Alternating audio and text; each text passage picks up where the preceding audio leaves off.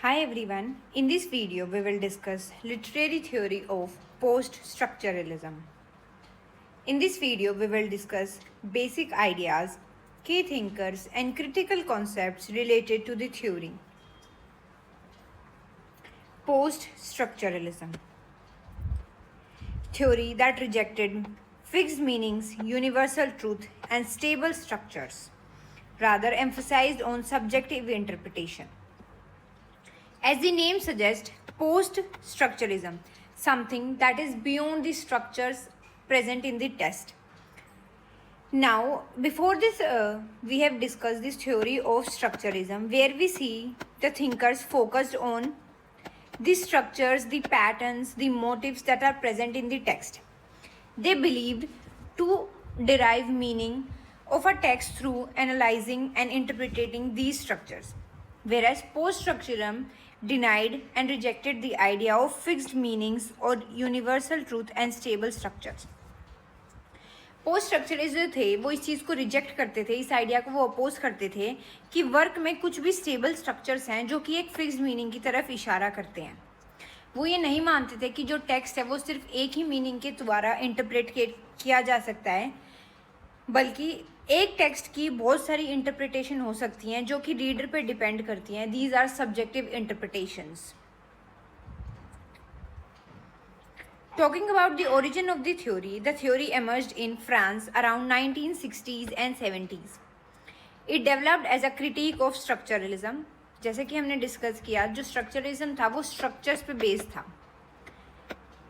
इसी का क्रिटिक करते हुए ये जो थ्योरी ये डेवलप हुई थी, जो कि बताती थी कि कोई भी फिक्स स्ट्रक्चर या कोई भी फिक्स मीनिंग नहीं है, एक वर्क की मल्टीपल इंटरप्रिटेशंस हो सकती हैं।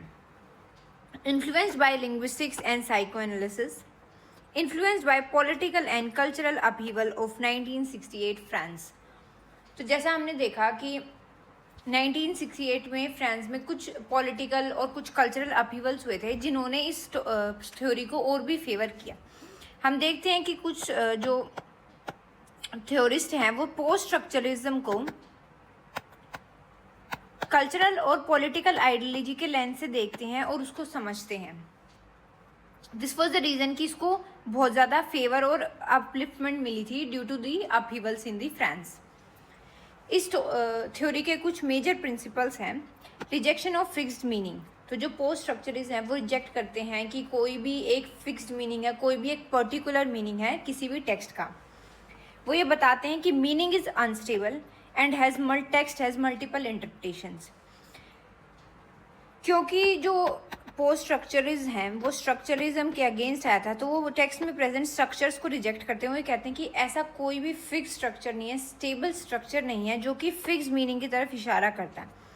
और क्योंकि स्ट्रक्चर्स को एनालाइज करना कोई इम्पॉर्टेंट नहीं है, तो वो मानते हैं कि उन स्ट्रक्चर की वजह से ऐसा नहीं है कि मीनिंग एक ही होता है, स्टेबल होता है। मीनिंग अनस्टेबल है, वो रीडर पे डिपेंड करता है कि रीडर जो मीनिंग जो एलिमेंट्स है उनको किस तरीके से इंटरप्रेट करता है।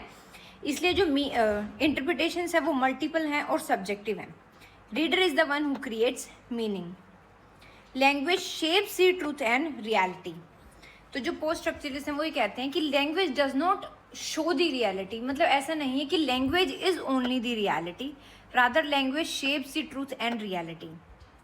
Focus on decoding the binary oppositions on how they rely for meaning. तो जैसे हमने देखा था स्ट्रक्चरिज्म में जो बात की गई थी कि जो बाइनरी वर्ड्स होते हैं वही मीनिंग को डिराइव करते हैं, लेकिन जो पोस्ट स्ट्रक्चरिज्म वो ये कहते हैं कि हमें ये देखना है कि अपोजिशन और कॉन्ट्राडिक्शंस कैसे मीनिंग के रिलेशंस पे रिलाई करते हैं। ऐसा नहीं है कि वो मीनिंग डिराइव करते हैं, पर वो रिलाई करते हैं, उनके बीच में एक रिलेशनशिप है, ना कि एक सीधा derivation. Some of the key thinkers of this theory are Jacques Derrida. He is the prominent thinker of post-structuralism. Derrida ने हमें concepts like deconstruction, difference and all those दिए हैं। मिशेल फुको ने पोस्ट स्ट्रक्चरिज्म को यूज़ करते हुए पॉलिटिकल आइडियोलॉजी एंड कल्चर को देखा है, जिससे इन्होंने हम टर्म्स दिए हैं discourse, power and knowledge, bio power, panopticism and etcetera. Roland Barthes, जो बात से वो हमने उन्हें स्ट्रक्चरिज्म में भी पढ़ा है, इनके जो शुरू के वर्क्स थे वो स्ट्रक्चरिज्म की तरफ इशारा करते थे, लेकिन इनके जो लेटर रिटर्न वर्क्स हैं they are more incline towards the post structuralism. जैसे इनका फेमस वर्क है death of the author.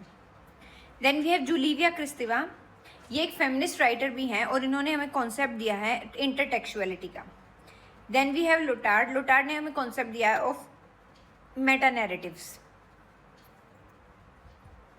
Talking about the significance of this literary theory, इस लिटरेरी थ्योरी ने कल्चरल स्टडीज़ को इन्फ्लुएंस किया है। एक कल्चर को देखने का जो अलग लेंस है, अलग नज़रिया है, वो हमें पोस्ट स्ट्रक्चरिज्म ने प्रेजेंट किया है। Then it developed the discourse analysis. Discourse होता है कि आप पावर स्ट्रक्चर में कैसे प्रैक्टिसेस से, आइडियाज़ से एक सोसाइटी में, एक कल्चर में नॉलेज और पावर को एक्सरसाइज करते हैं, उसको प्रेजेंट करते हैं। डिफाइंड डेफर्ड मीनिंग कंस्ट्रक्शन, तो हमें जो पोस्ट स्ट्रक्चरिज्म ने उन्होंने एक अलग तरीका दिया है मीनिंग कंस्ट्रक्शन को देखना, जो कि है deferred, both differ and defer. Influence literary theories like post colonialism and feminism. हम वर्क देखते हैं जो कि पोस्ट कॉलोनियल थ्योरी या फेमिनिज्म थ्योरी के, जो कि इससे बहुत ज़्यादा डायरेक्टली इन्फ्लुएंस्ड हैं। Then coming back to the important terms जो कि हमें पोस्ट स्ट्रक्चरिज्म से मिलती हैं, उनमें से कुछ हैं डिफरेंस, ये हमें डेरिडा ने दिया था। इसमें जो डेरिडा वो एक्सप्लेन करते हैं कि कैसे एक मीनिंग डिफर भी होता है और डेफर भी होता है। देन इज डीकंस्ट्रक्शन, ये एक कंसेप्ट था, एक मेथड था जो डेरिडा ने प्रपोज किया था, जिसमें जो डेरिडा है वो बताते हैं कैसे हमें जो टेक्स्ट में एलिमेंट्स हैं, अपोजिशंस हैं, कॉन्ट्राडिक्शंस हैं, रिलेशंस हैं, उनको डीकंस्ट्रक्ट करके उनको प्रॉपरली एक्सप्लोर करना है। देन इज सब्जेक्टिविटी, जो पोस्ट स्ट्रक्चरलिज्म है वो इस मेजर टर्म पे रिलाई करता है कि जो इंटरप्रिटेशन है वो सब्जेक्टिव होती है। Self is not fixed but produce through language, तो हम लैंग्वेज की तरफ से, लैंग्वेज को यूज़ करके मीनिंग्स ड्रॉ करते हैं, और हर एक, क्योंकि लैंग्वेज भी एक सब्जेक्टिव चीज़ है, लोग अपनी यूज़ से, अपनी तरीके से उसको यूज़ करते हैं, तो उससे जो मीनिंग डिराइव होगा वो भी सब्जेक्टिव होता है। देन इज इंटरटेक्चुअलिटी, ये कॉन्सेप्ट हमें क्रिस्तीवा ने दिया था। उसमें वो बताती हैं कि कोई भी टेक्स्ट इंडिपेंडेंट नहीं होता। टेक्स्ट अपना, चाहे रिदम हो गया, स्टाइल हो गया, फॉर्मेट हो गया, थीम हो गया, आइडिया हो गया, बैकग्राउंड हो गया, कुछ भी ऐसा है जो टेक्स्ट किसी और टेक्स्ट से बोरो करता है, वहाँ से वो इंस्पिरेशन लेता है, तो कोई भी टेक्स्ट जो है वो इंडिपेंडेंट नहीं है। देन इज डिस्कोर्स, डिस्कोर्स हमें मिशेल फूको ने एक कॉन्सेप्ट दिया था, जिसमें वो बताते हैं कि कैसे सोसाइटी में, एक कल्चर में आइडियाज़ और प्रैक्टिस हैं जो कि नॉलेज को शेप करते हैं। इस नॉलेज को इस तरीके से शेप किया जा सकता है कि ताकि ये जो पावर है उसको एक्सरसाइज किया जाए सोसाइटी पे। इसके साथ ही हम एक कॉन्सेप्ट देखते हैं, एक फ्रेज़ हम देखते हैं जो कि हमें डेरिडा ने दिया था। It is written in France, इसका इंग्लिश ट्रांसलेशन है there is nothing outside the text. तो डेरिडा इस चीज़ को एक्सप्लेन करते हुए बताते हैं कि टेक्स्ट के अंदर जितने भी एलिमेंट्स हैं, अगर हम उनको एक्सप्लोर करते हैं, उनकी हम रिलेशंस को देखते हैं, उनको समझते हैं, तो हमें पता चलता है कि कैसी ये जो टेक्स्ट है वो कंस्ट्रक्ट कैसे हुआ है, और उसका जो मीनिंग है वो कैसे हर एक रीडर जो है अपनी तरीके से इंटरप्रिटेट करता है। So these were the basic ideas of post structuralism. Now we will discuss the thinkers that are related to post structuralism. Jacques Derrida, जैसा हमने डिस्कस किया, डेरिडा वो is one of the prominent writer of post structuralism. He was born in 1930 and died in 2004. He was a French philosopher who developed the framework of deconstruction. It was Derrida जिन्होंने हमें concept दिया था deconstruction का। अब जो deconstruction है, उन्होंने इसको एज अ मेथड पेश किया था कि हमें डीकंस्ट्रक्ट करके चीज़ों को समझना है। उस डीकंस्ट्रक्ट को वो आगे बताते हैं विद डिफरेंट टर्म्स।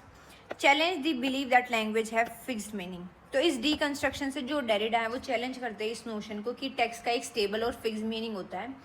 वो ये बताते हैं कि जब हम चीज़ों को, एलिमेंट्स को एक्सप्लोर करते हैं, तो हमें उन रिलेशंस को हम जब डीकंस्ट्रक्ट करते हैं, तो हमें पता चलता है कि जो टेक्स्ट है उसके डिफरेंट मीनिंग्स हो सकते हैं, उसके डिफरेंट मीनिंग्स हो सकते हैं, उसकी इंटरप्रिटेशंस हो सकती हैं।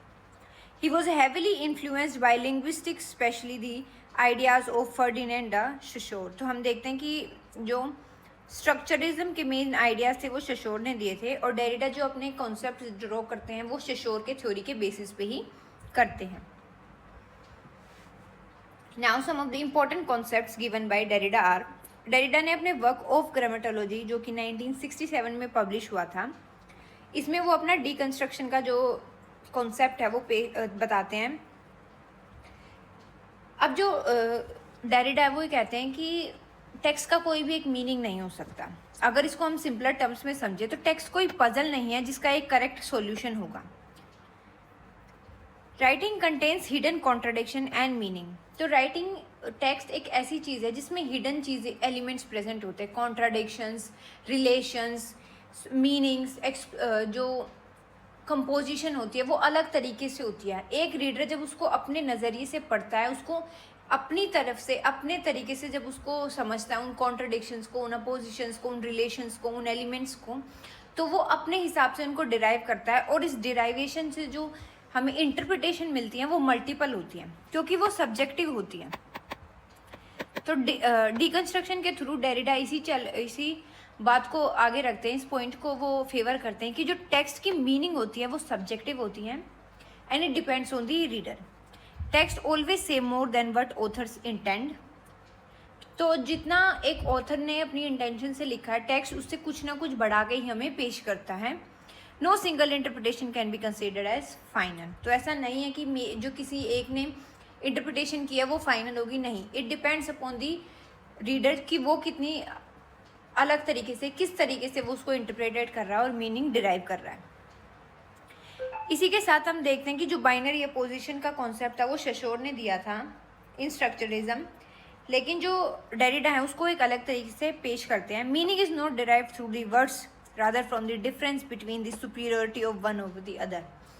तो हमने देखा था जब हम स्ट्रक्चरिज्म में देख रहे थे कि जो बाइनरी अपोजिशन का जो कॉन्सेप्ट है वो शशोर देते ये बताते हैं कि जो वर्ड्स हैं वो हमेशा एक पेयर में प्रेजेंट होते हैं, जिनमें जो इनके बीच का रिलेशन है वो इस तरीके से होगा, जो इसमें एब्सेंट है वो इसमें प्रेजेंट है, यानी गुड वो चीज़ है जो बैड नहीं है।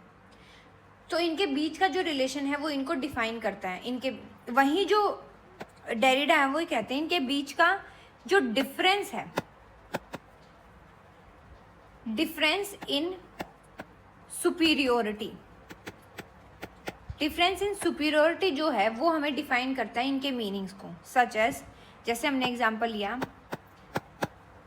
Good versus bad, white versus black, day versus night, presence versus absence. तो जो डेरिडा है वो बताते हैं कि जो बाइनरी अपोजिशन के वर्ड्स हैं वो कुछ इस तरीके से प्रेजेंट होते हैं कि जो फर्स्ट वर्ड है वो हमेशा ही एक सुपीरियोरिटी के साथ प्रेजेंट होता है। जो फर्स्ट वर्ड है वो ज़्यादा सुपीरियर होगा देन दी सेकेंड वन, और इसी डिफरेंस, इस सुपीरियोरिटी के डिफरेंस से जो है मीनिंग डिराइव किया जाता है। इसी के साथ साथ जो डेरिडा है वो कुछ और कॉन्सेप्ट भी पेश करते हैं। The first is logocentric. Logo का मतलब होता है मीनिंग एंड सेंटरिंग मतलब एक सेंटर। तो ऐसा बिलीफ है कि जो वर्क होता है या रीज़न होता है या मीनिंग होता है वो एक सेंटर के अराउंड घूमता है, यानी वो एक फिक्स्ड है, जो उसका मीनिंग है, ट्रूथ है, वो फिक्स्ड है और वो सिर्फ उसी के तरफ जो इंटरप्रिटेशंस है वो घूमेंगी।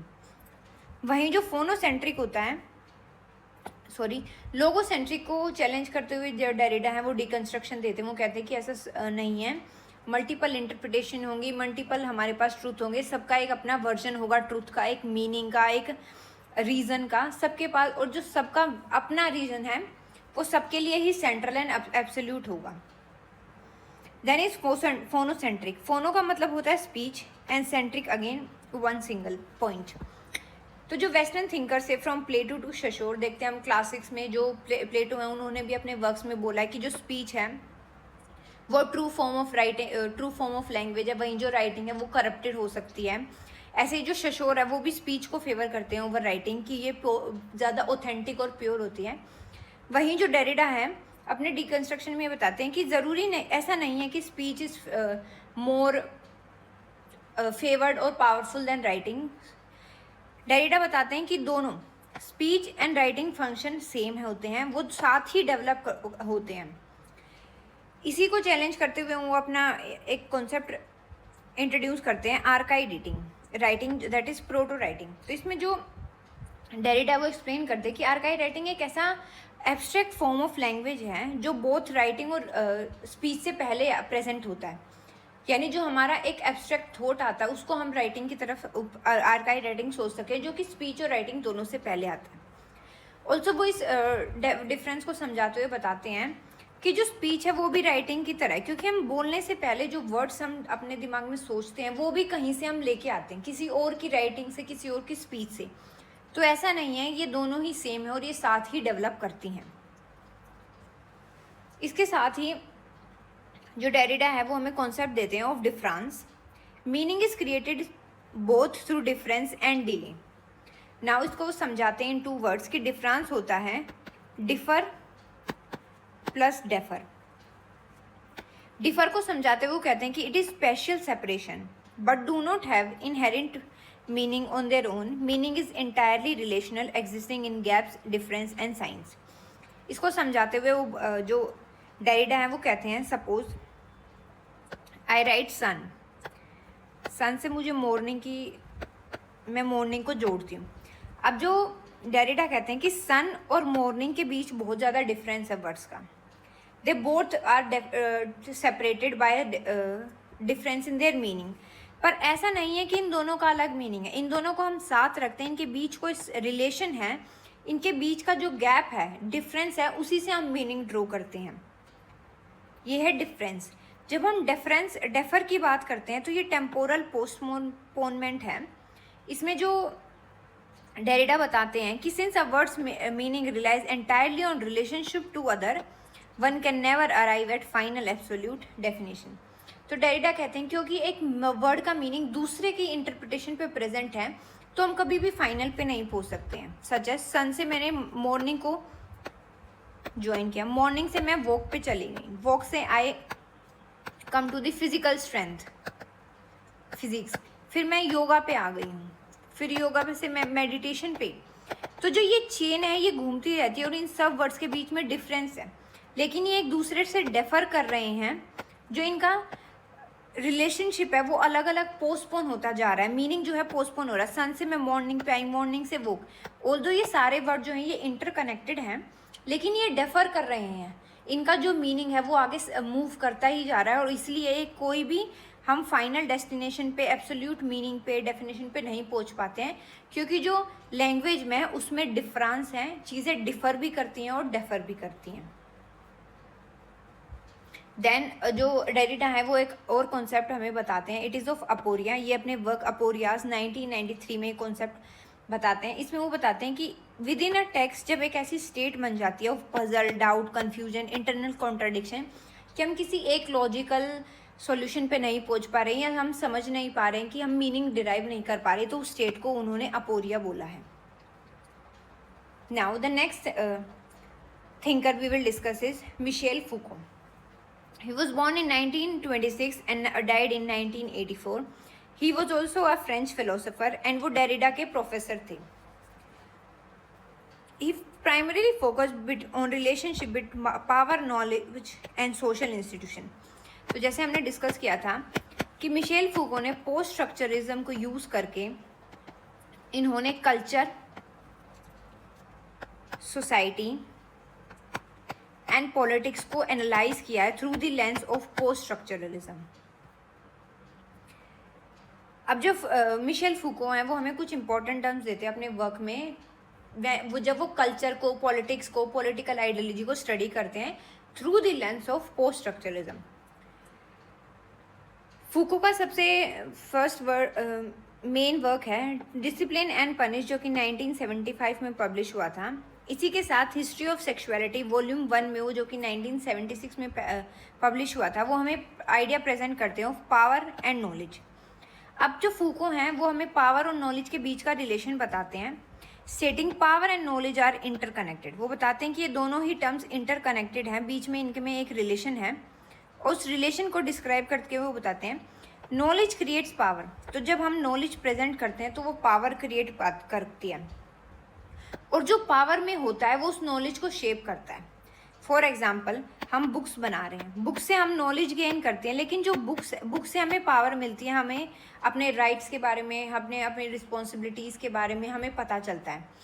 यही जो लोग पावर में हैं, यही बुक्स के आइडियाज़ को, बुक्स के सिलेबस को वो डिफाइन करते हैं कि बुक्स में क्या होना चाहिए, क्या पढ़ाना चाहिए। तो ये इंटरकनेक्टेड है।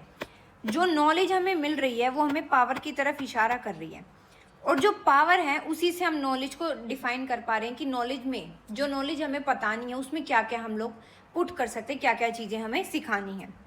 Modern institutions use knowledge to regulate behaviour and maintain power.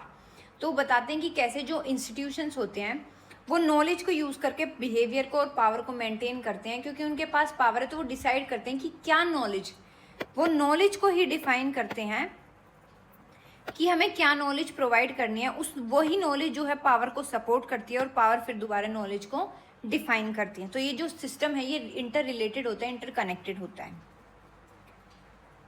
फूको अपने another work the archaeology of knowledge जो कि 1969 में पब्लिश हुआ था, वो हमें डिस्कोर्स बताते हैं। It is systems of language, idea and knowledge that shape truth and social reality. तो जो डिस्कोर्स है वो एक लैंग्वेज का सिस्टम है, वो सोसाइटी में किस तरीके से लैंग्वेज यूज़ की जाती है, वो आइडियाज़, वो नॉलेज जो कि ट्रूथ और सोशल रियलिटी को शेप करती है। मतलब सोसाइटी में जो प्रैक्टिसेस हैं, जो आइडियाज़ हैं, जो नॉलेज है कि किस तरीके से सोसाइटी में रहना है, सोसाइटी की क्या रियलिटी है, सोसाइटी का क्या फॉर्मेशन है, सोसाइटी का क्या सिस्टम है, उसको जो शेप करता है, उन्होंने उसको डिस्कोर्स बोला है। अब जो डिस्कोर्स है वो डिफाइन करता है, it defines and limits what can be said और thought within the society. तो सोसाइटी में रहकर एज अ सोशल इंडिविजुअल हमें कैसे ट्रेन किया जाता है, हमें कैसे बताया जाता है, वो डिस्कोर्स होता है जो कि फूको ने डिफाइन किया है इन इस work archaeology of language knowledge. अपने दूसरे work the history of sexuality volume 1 1976 में वो डिफाइन करते हैं बायो पावर को। Foucault describes how modern government and institution exercise power over people through invisible means such as institutions, medicine, law and social practices.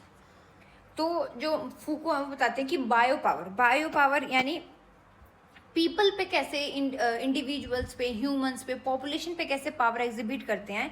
तो जो modern government या फिर institutions हैं वो इनविजिबल मीन्स के थ्रू कर रहे हैं, जैसे इंस्टीट्यूशंस प्रेजेंट हो गए, लो सोसाइटी में लगाया जाता है, जो सोशल प्रैक्टिसेस की जाती हैं सोसाइटी में, मेडिसिन हो गया, स्कूल कॉलेजेस हो गए, ये सब क्या ही मॉडर्न इंस्टीट्यूशंस है जिनके थ्रू हमारे ऊपर जो पावर है वो एक्सरसाइज की जाती है। Then in the order of things 1966 में जो वर्क पब्लिश हुआ था, फूको हमें एपिस्टाइम के बारे में बताते हैं। ये this is the underlying structure of knowledge in a particular historical period, कि किस पीरियड में जो स्ट्रक्चर ऑफ नॉलेज था वो किस तरीके से था, उसको एपिस्टेम बोला है उन्होंने। In another work discipline and punish 1975 में वो जीनियोलॉजी को डिफाइन करते हुए बताते हैं, it is the method of tracing historical development of ideas, institution, power and relations. तो बताते हैं कैसे हम हिस्ट्री, जो डेवलपमेंट ऑफ आइडियाज़ हुआ है, इंस्टीट्यूशंस हुआ है, पावर रिलेशंस हुआ है, कि इस टाइम से इस टाइम किस तरीके से वो डेवलप हुआ है, उसको जब हम जिस मेथड से पढ़ते हैं दैट इज़ जीनियोलॉजी। इसी के साथ साथ जो फूको है वो हमें एक और इम्पोर्टेंट टर्म देते हैं, that is panopticism. Foucault describe it as social control through constant surveillance, power not by physical force but making individuals being observed and internalising societal norms and behaviour. तो ये जो कॉन्सेप्ट है ये एक jail का concept था, जिसमें उन्होंने बताया था कि जो सपोज ये सर्कल में जो जेल है इसके अंडर एक ऐसा टावर बना दिया जाता है जिसकी लाइट जो है जो चारों तरीके से घूमती है, और यहाँ पे जो चेम्बर्स हैं उनमें वो लाइट जाती है, जिससे जो प्रिजनर्स होते हैं उनको ये लगता है कि हमें कोई यहाँ टावर में बैठा हुआ इंसान जो है वो हमें ऑब्जर्व कर रहा है। इसी को आइडिया को जो फूको है वो सोसाइटल फॉर्म में यूज़ करते हैं, सोसाइटल एस्पेक्ट में यूज़ करके बताते हैं कि जो पब्लिक है उस पर एक इस तरीके से कंट्रोल बिठाया जाता है कि पब्लिक को ये पता चल रहा है कि हमें ऑब्जर्व किया जाता है, और उस ऑब्जर्वेंस से जो है बिहेवियर को मॉडिफाई किया जाता है, मैन्युपुलेट किया जाता है। इसी ऑब्जर्वेंस से, इसी सर्विलेंस से जो है बिहेवियर्स को भी फॉर्म किया जाता है, सोसाइटल नॉर्म्स को इंटरनलाइज किया जाता है इन दी पब्लिक।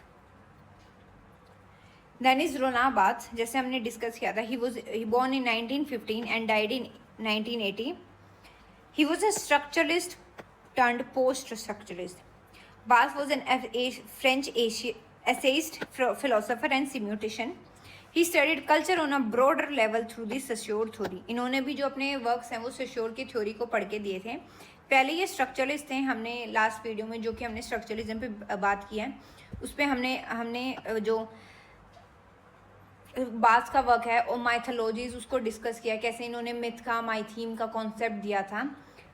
एंड इन्होंने पोस्ट स्ट्रक्चरिज्म के भी बारे में बात किया. जैसे इनमें से सबसे इम्पोर्टेंट वर्क जो बाथ का है that is the death of the author 1967. The birth of the reader must be at the cost of death of the author. अब जो बात है वो कहते हैं कि किसी भी टेक्स्ट को जब लिख दिया जाता है तो उसके ऑथर की डेथ हो जाती है. मतलब अब ऑथर का जो काम है वो ख़त्म हो गया. ऑथर सिर्फ एक स्क्रिप्टर था जिसने स्क्रिप्ट लिख दिया है. अब उसका उस वर्क पे, उस टेक्स्ट पे, उस स्क्रिप्ट पे कोई हक नहीं है, ना उसकी कोई इंटेंशन है, ना उसका कोई रिलेशन है. उसका काम था सिर्फ लिखना और उसने लिख दिया. अब इस स्क्रिप्ट को ट्रांसलेट करना, इसके मीनिंग को डिराइव करना, इसको इंटरप्रिटेट करना इज ऑल अबाउट रीडर. जब एक ऑथर अपना वर्क लिख देता है, उसका काम खत्म हो जाता है, वहाँ से एक रीडर का बर्थ होता है. रीडर अब उस टेक्स्ट को अलग अलग तरीके से इंटरप्रेटेट करेगा, अपने हिसाब से उसको पढ़ेगा. Bass argue that meaning of a text should not depend or influenced by author's intention, biography or beliefs. Author is a scripter and once a text is written, author loses its control over its meaning. तो जैसे ही जो text है उसका meaning author की intention पे, उसके biography पे, उसके बिलीव्स पे किसी का भी इन्फ्लुएंस नहीं होना चाहिए. ऑथर एक स्क्रिप्टर था और उसने टेक्स्ट लिख दिया तो ऑथर का जो कंट्रोल है वो लूज़ कर दिया उसने. उसका अब उसके मीनिंग पे, उसके टेक्स्ट पे कोई इन्फ्लुएंस नहीं होना चाहिए. The reader is the one who creates meaning. तो जो टेक्स्ट का मीनिंग है वो डिराइव सिर्फ और सिर्फ एक ऑथर करेगा, उसी के पर्सपेक्टिव से होना चाहिए. Language is the true creator as it speaks and not the author. तो बात इस चीज़ पे फोकस करते हैं कि जो लैंग्वेज है, टेक्स्ट की लैंग्वेज बोलेगी, अब ऑथर का इंटेंशन नहीं बोलेगा, ऑथर नहीं बोलेगा. Meaning of a single text we can be interpreted differently as meaning is unstable and open ended. तो बात ये बताते हैं कि जो मीनिंग है, क्योंकि वो ओपन एंडेड है तो वो डिफरेंटली हर जो रीडर है वो अपनी तरफ से इंटरप्रेटेड करेगा, और क्योंकि और डिफरेंट इंटरप्रिटेशंस हो सकती हैं. अपने अलग एक और वर्क S/G 1970 में जो बार्थ है वो बेल्जैक की स्टोरी को एनालाइज करते हैं और वो डिमॉन्स्ट्रेट करते हैं कैसे जो टेक्स्ट है उसके मल्टीपल जो मीनिंग्स हैं वो कैसे प्रोड्यूस किए जाते हैं. इससे पहले हमें दो टेक्स्ट के बारे में बताते हैं. एक है लिजिबल एंड एक है स्क्रिप्टेबल. तो लिजिबल जो है रीडरली टेक्स्ट है. अब जो रीडरली टेक्स्ट होते हैं वो ईजी टू रीड होते हैं क्योंकि उनका एक फिक्स्ड मीनिंग होता है, और जो रीडर है वो पैसिव होता है क्योंकि वही फिक्स मीनिंग है और वही उनको समझना है. तो इतना कोई